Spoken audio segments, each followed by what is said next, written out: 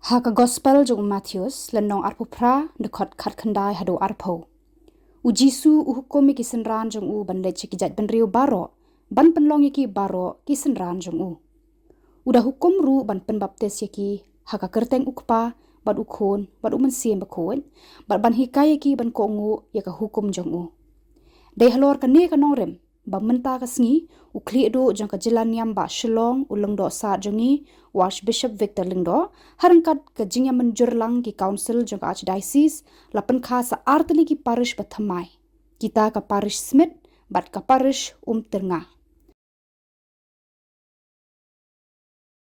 Haka shithi jong u Archbishop ulatho ngisngongo yo ublay nagabenta uni usnam jubilee baka balang salonsar kala dep ban plipat ba kabalang ka angnot banang penklain ne ka jingnet jongi hau kris.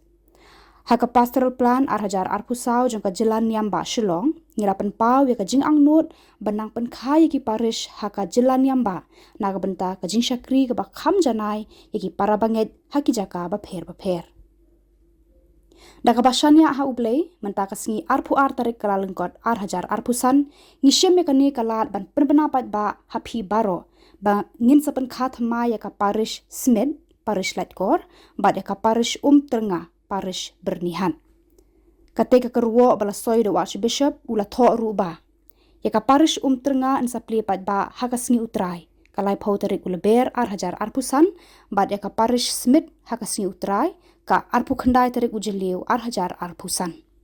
Uling do saat ula penkut ya ketika keruo da ka bakerpat eki pat ublay banduai naga benta kita ki parish Thamai jong ka jelan yamba Shillong.